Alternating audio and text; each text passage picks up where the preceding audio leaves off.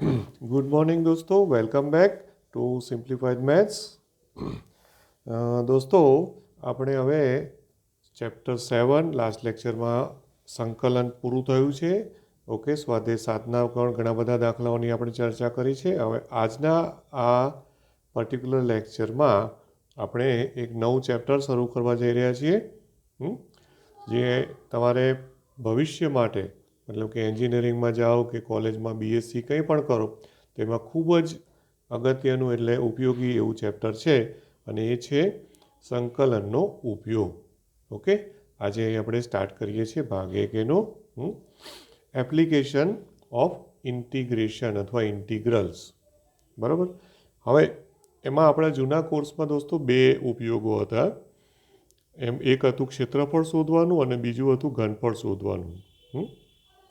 પણ હવે આજે એનસીઆરટી બુક આવી છે, એમાં હવે માત્ર એક જ આપણને ઉપયોગ આપ્યો છે, ક્ષેત્રફળ શોધવાનું. પણ તમે કોલેજમાં ભવિષ્યમાં એન્જિનિયરિંગ કે બીએસસીમાં ક્યાંય પણ જશો તો ઘનફળ પણ આવશે. પણ એક વખત જો ક્ષેત્રફળ બરાબર સમજી ગયા હશો, ઓકે, તો તમને ઘનફળ આવડી જશે. પણ ઘનફળ છે એ થોડું વધારે ડિફિકલ્ટ છે. ઓકે, પણ એ તમને કોલેજમાં સમજાઈ જશે, કોઈ વાંધો આવે એવું નથી. ઓકે, હવે આમાં જે પહેલો ટૉપિક જે છે દોસ્તો, એ છે, એનું ટાઇટલ મેં ઓલરેડી લખેલું છે, સાદા વક્રથી આવૃત પ્રદેશનું ક્ષેત્રફળ.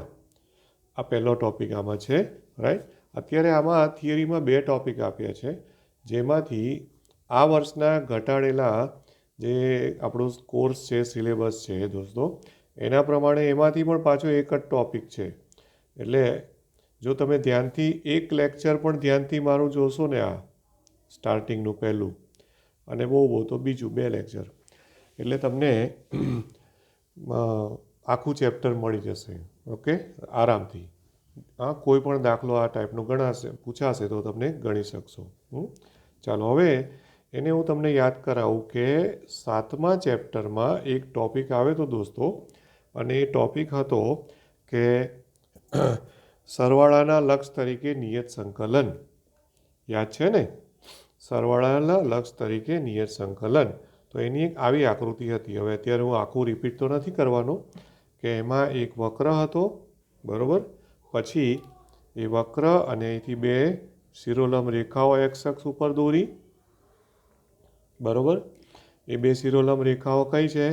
આ એક્સ બરાબર એ, અને બીજી શિરોલંબ રેખા એક્સ બરાબર બી, એટલે કે આ એ છે, આ બી છે, પછી આ એક્સ અક્ષ છે, અને આ જે છે એ વક્ર છે, રાઈટ.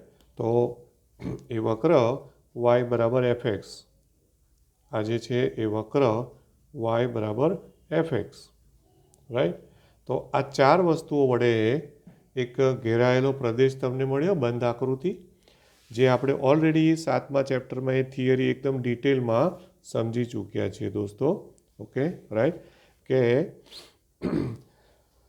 2 શિરોલંબ રેખાઓ એક્સ બરાબર એ, એક્સ બરાબર બી, પછી ત્રીજી વસ્તુ એટલે એક્સ અક્ષ પોતે, અને આ વક્ર વાય બરાબર એફ એક્સ, બરાબર. આ બધા વડે જે ઘેરાયેલી એટલે કે બંધ આકૃતિ છે એનું ક્ષેત્રફળ કેટલું, રાઈટ. તો એનું ક્ષેત્રફળ એટલે એનું સૂત્ર છે ને, હવે આમાં ક્ષેત્રફળ શોધી રહ્યા છીએ દોસ્તો, અને ક્ષેત્રફળનો આન્સર કોઈ દાડો ઋણ આવે ખરો? ના આવે, રાઈટ. ક્ષેત્રફળ હંમેશા કેવું હોય? ધન. એટલે એ લોકો સૂત્રમાં મોડ્યુલસ મૂકે, ના મૂકે તો પણ આપણે તો મૂકી જ દેવાનું. મોડ્યુલસ મૂકવાનું રીઝન શું હોય? માનાંક મૂકવાનું મતલબ કે જે પણ કિંમત હોય એ ધન જ લેવાની. જ્યાં આઈ બરાબર, ઓકે, જ્યાં આઈ બરાબર, એટલે આ જે છે ને એને હું કેપિટલ એ કહી દઉં છું, આ બંધ આકૃતિ, આ બંધ આકૃતિનું ક્ષેત્રફળ એ. તો આઈ બરાબર integration of f x d x, okay, એક્સની સાપેક્ષે સંકલન ફ્રોમ એ ટુ બી. આઈ બરાબર, આઈ બરાબર, ઓકે, આ આઈ બરાબર, એટલે જો એ થી બી એફ એક્સ ડીએક્સ એક્સની સાપેક્ષે કર્યું તમે, આ થઈ જાય આ બંધ આકૃતિનું ક્ષેત્રફળ. ઓકે દોસ્તો, બરાબર છે, રાઈટ. તો આ થયું નંબર 1. ત્યાર પછી બીજું, એટલે આમ તો આ ઓલરેડી થિયરી તમે સમજેલા છો, રાઈટ? આ થિયરી આપણે સમજેલા છીએ, બરાબર? હવે તમારે આ જ વસ્તુને અલગ રીતે પણ સમજાવી શકાય. ઇવન 7મા ચેપ્ટરમાં પણ જો ધારું ને તો હું તમને એ રીતે સમજાવી શકું કે અત્યારે બંધ આકૃતિ જે બનાવી છે એ કોની સાથે બંધ આકૃતિ બનાવી છે? એક્સ અક્ષની જોડે છે, કરેક્ટ? એની બદલે આવી જ રીતે વાય એક્સની જોડે પણ આવી શકે દોસ્તો. હા, તો વાય એક્સની જોડે બંધ આકૃતિ આવે તો એને આપણે જસ્ટ આકૃતિની દ્રષ્ટિએ વિચારવું હોય કે ભાઈ શું આવે, તો જો આ રીતને અક્ષો દોરો અને એમાં પણ તમે વક્ર લઈ લો, બરાબર? હવે એમાં જે કંઈ વક્ર હોય આ બધું અત્યારે રફ જ દોરવાનું છે આપણે. આ એક વક્ર છે માની લો, રાઈટ? હવે એ જે વક્ર છે એ વક્રને હવે મારે વાય એક્સની જોડે, આ રીતે ધ્યાન આપજો આકૃતિમાં કે આપણે વાય એક્સની જોડે બંધ આકૃતિ બનાવી દઈએ છીએ દોસ્તો, આમ. Okay, right? તો આ જે છે ને એ બિંદુ ધારો કે સી છે અને આ બિંદુ છે એ ડી છે. મતલબ કે આ એક સમક્ષિતિજ રેખા થઈ જેને હું વાય બરાબર સી કહી શકું અને આ બીજી સમક્ષિતિજ રેખા થઈ જેને હું વાય બરાબર ડી કહી શકું. ઓકે, પછી આ જે વક્ર છે ને દોસ્તો, એ વક્રને જો બંધ આકૃતિ, ધ્યાન આપજો, આ આપણું ક્ષેત્રફળ છે અને આ વક્ર છે. ઓકે, જો બંધ આકૃતિ અહીંયા ઉપરની આકૃતિમાં એક્સ અક્ષની જોડે તમારે આવૃત્ત બંધ આકૃતિ એટલે આવૃત્ત પ્રદેશ, અહીંયા ઉપર ટાઇટલમાં લખ્યું છે ને આવૃત્ત પ્રદેશ. આવૃત્ત એટલે કે બાઉન્ડેડ ફિગર, બાઉન્ડેડ એટલે કે બંધ આકૃતિ.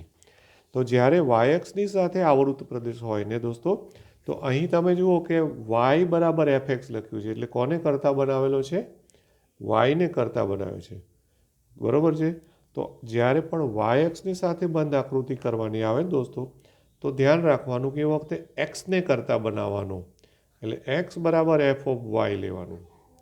ઓકે, એટલે જે બી રકમ આપી હોય એ રકમમાં તમને કન્ફ્યુઝ કરવા માટે આપણે રકમ બનાવી હોય, એ સપોઝ મેં વાય બરાબર આપ્યું હોય, વાય બરાબર એક્સ સ્ક્વેર આપ્યું હોય, પણ પછી તમારે જો વાય એક્સ સાથે બંધ આકૃતિનો પ્રશ્ન પૂછાયેલો હોય તો એક્સને કરતાં બનાવવો પડે. એટલે હું વાય બરાબર એક્સ સ્ક્વેર ઉદાહરણ બોલ્યો તો વાય બરાબર એક્સ સ્ક્વેરમાંથી એક્સ બરાબર અંડર રૂટ ઓફ વાય કરી દેવું પડે.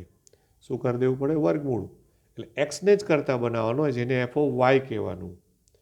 ઓકે, અને માગેલું ક્ષેત્રફળ જે છે દોસ્તો, એ માગેલું ક્ષેત્રફળ એ બરાબર modulus of I. Okay, right?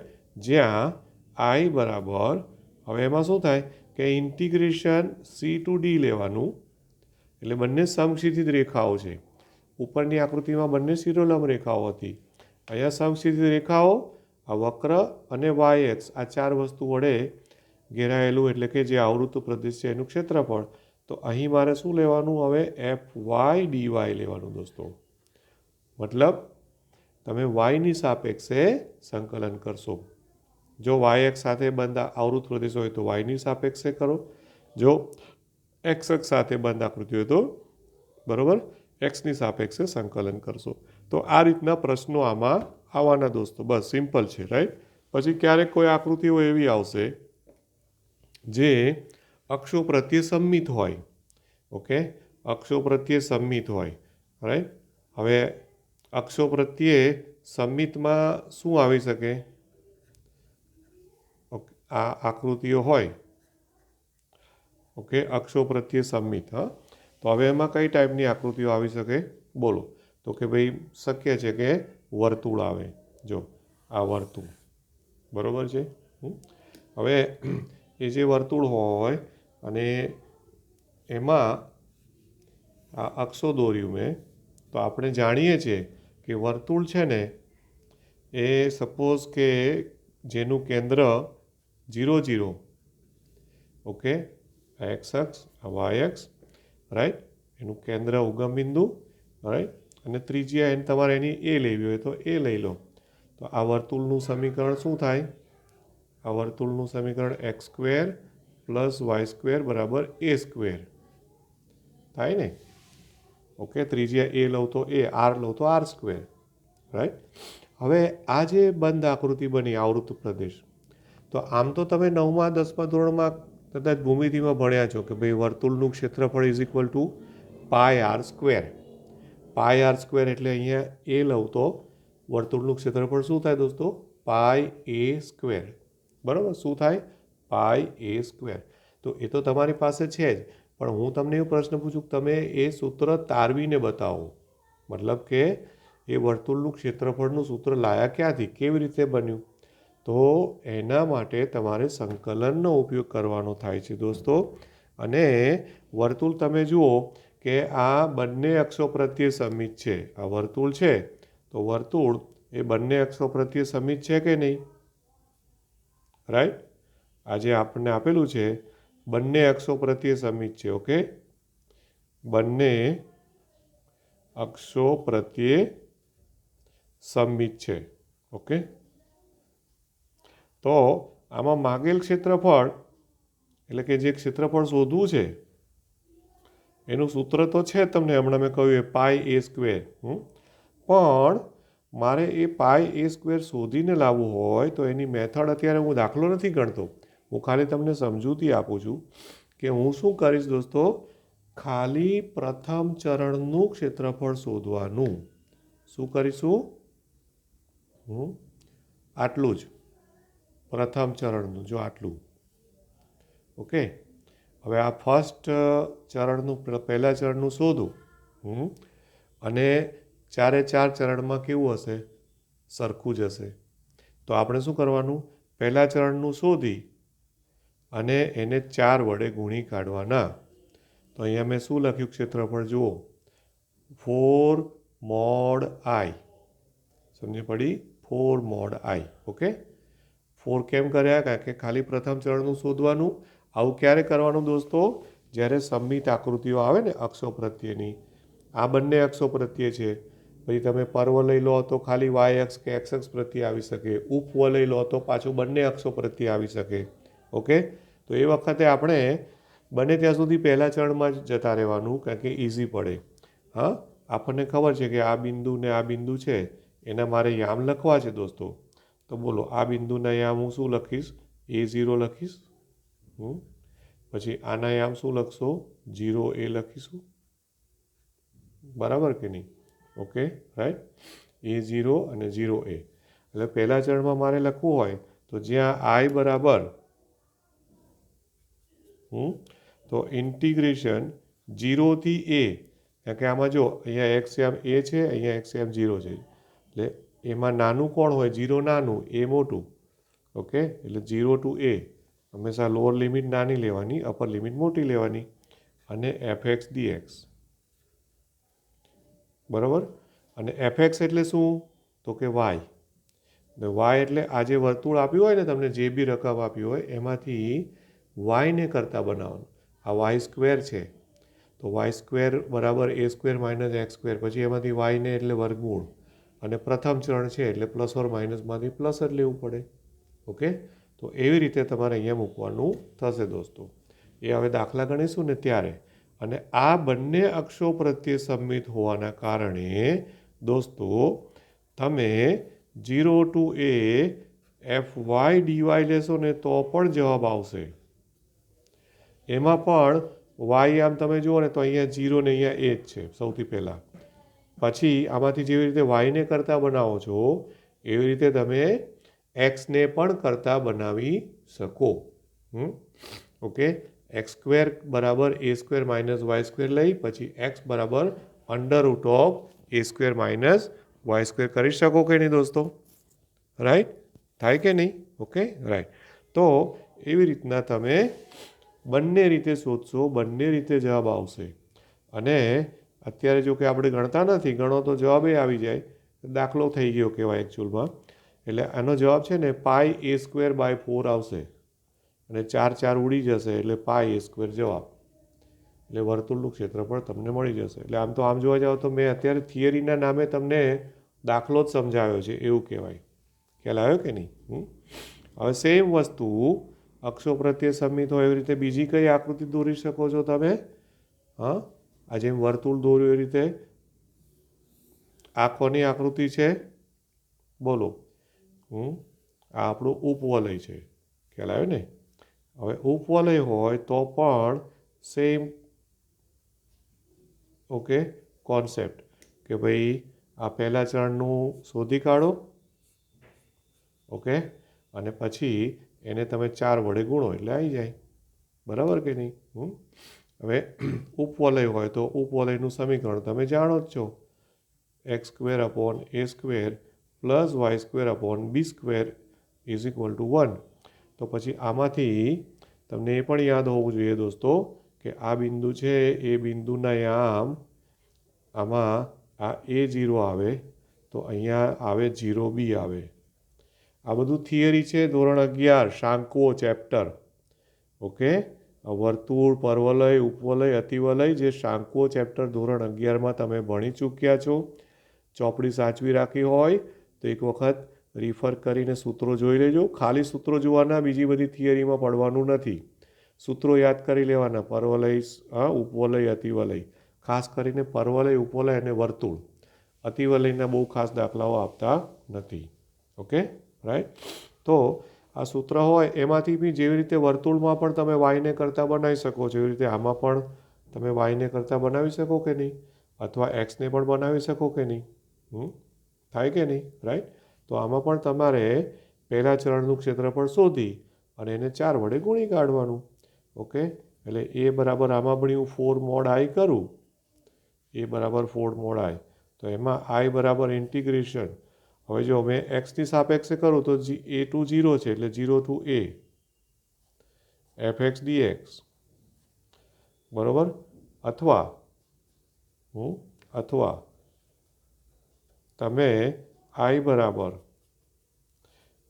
બીજું શું લઈ શકો 0 થી b લઈ શકો 0 થી b તો તમારે fy dy લેવાનું બરાબર ને ઓકે તો આ ટાઈપના સંમિતતાવાળા પ્રશ્નો આવશે અહીંયા અત્યારે હું જે બતાવું છું ને તમને એવા જ સેમ દાખલાઓ તમને ઉદાહરણમાન સ્વાધ્યાયમાં દેખાવાના છે અહીંયા ખાલી a² b²ની જગ્યાએ આંકડાઓ આપેલા હશે દેટ્સ ઓલ બાકી કશું જ નહીં અત્યારે એવું જ માનો કે આ દાખલા જ ગણી રહ્યો છું આ થિયરી નથી ગણતા આપણે પણ દાખલાઓ જ ગણી રહ્યો છું એવું કહેવાય બરાબર કે નહીં ઓકે કદાચ ક્યારેક કોઈ આવો વિકલ્પ બી આવી શકે છે કે ભાઈ જે ગ્રાફ હોય ને સાઇન કોસના ગ્રાફ યાદ કરો તો એ ટાઈપનો ગ્રાફ આવે સાઇન કોસના ગ્રાફ જેવું કે ભાઈ આમ હોય ગ્રાફ આ રીતના આવું હોય છે યાદ છે ને ઓકે રાઈટ તો સાઇન કોસના ગ્રાફ હોય એમાં ઘણીવાર શું થશે દોસ્તો કે આ બાજુને આટલો પ્રદેશ આ જે મેં બે ઊભી લીટીઓ દોરીને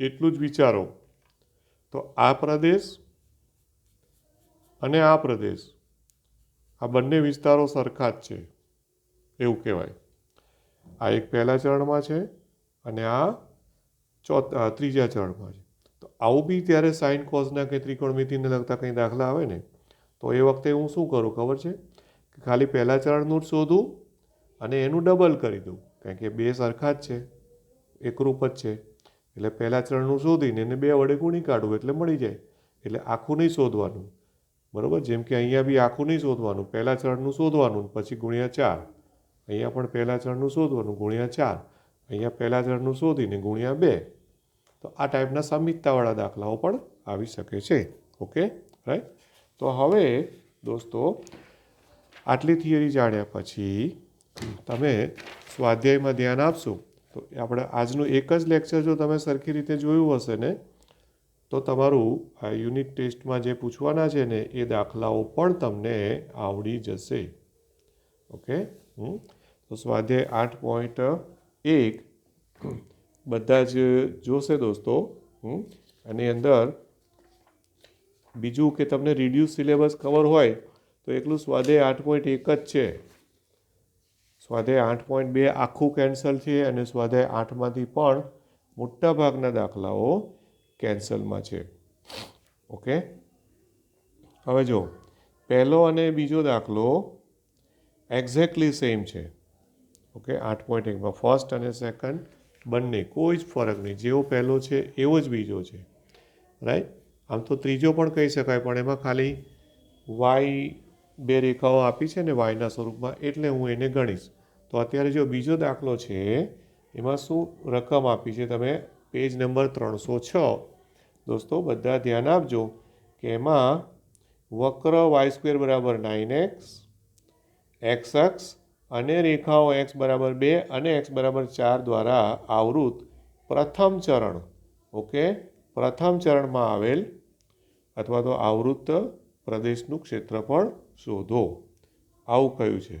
એટલે જો કઈ કઈ વસ્તુ આપી છે આમાં, તો કે વક્ર y² બરાબર 9x, બરાબર છે.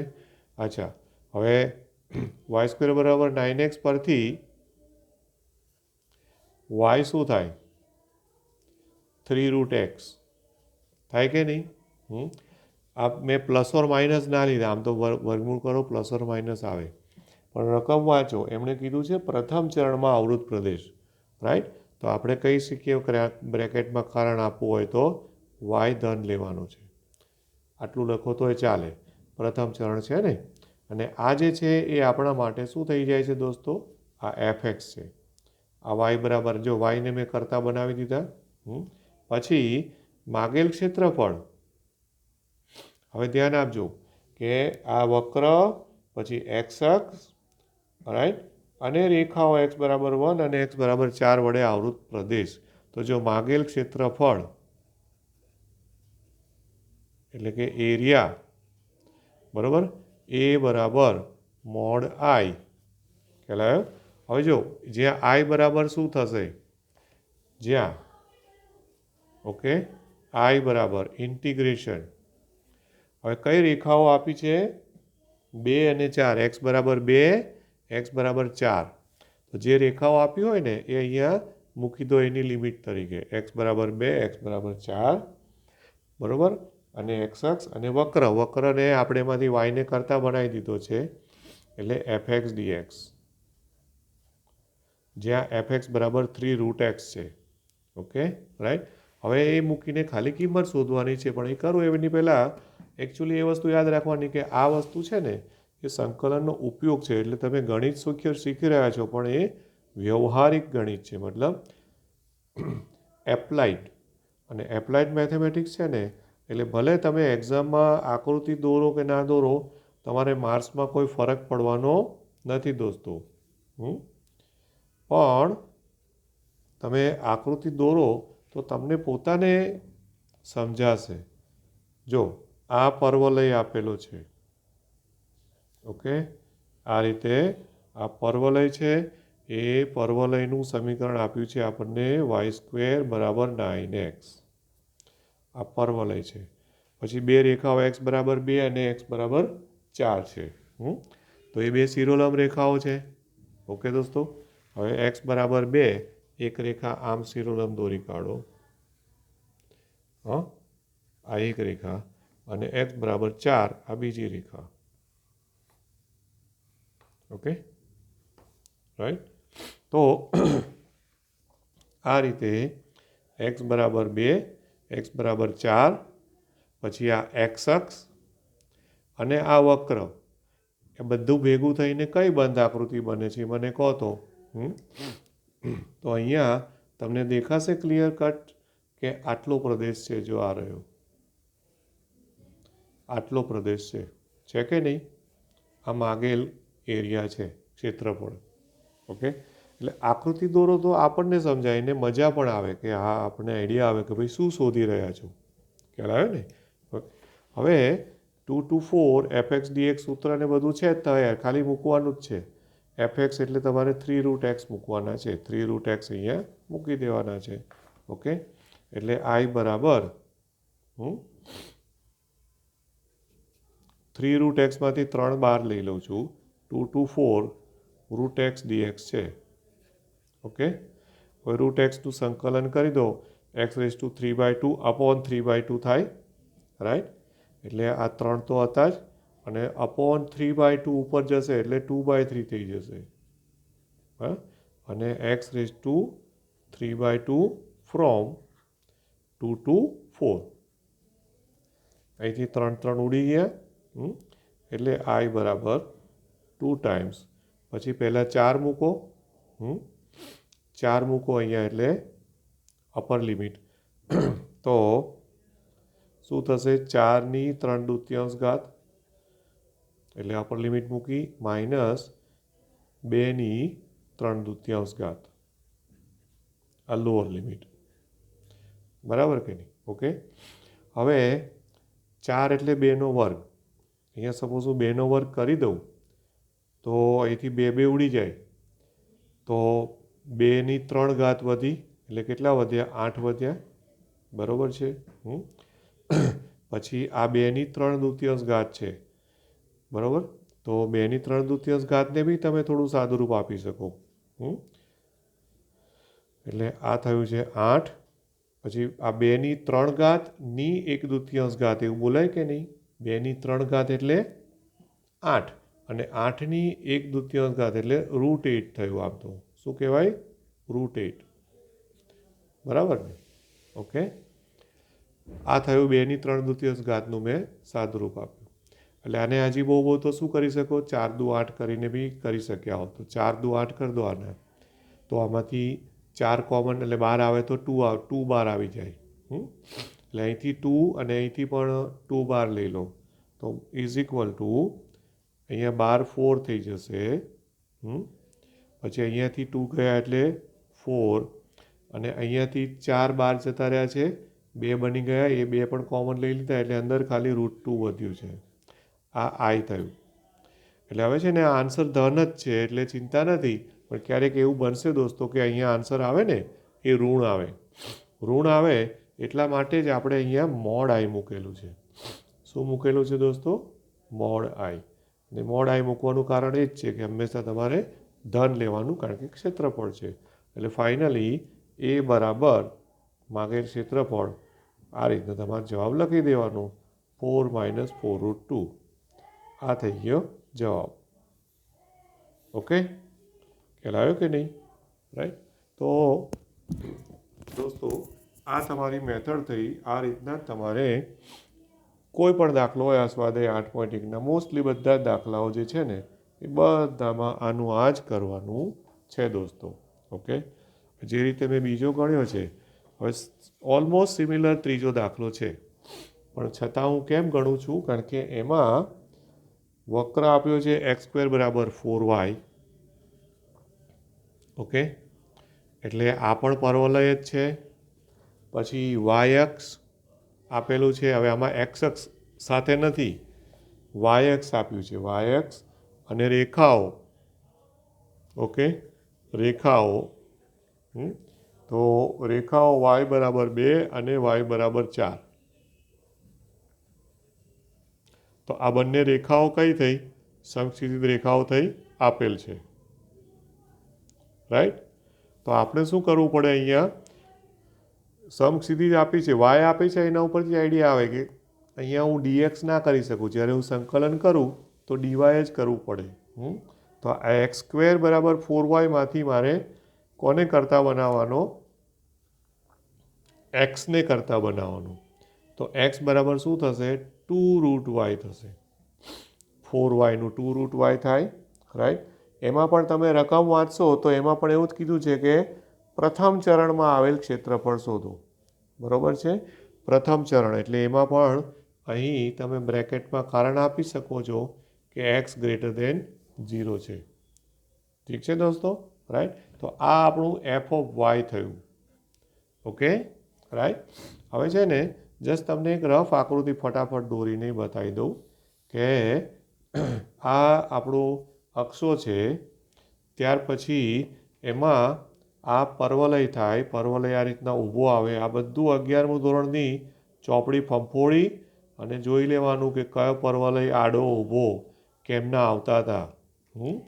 એટલે આ x² = 4y.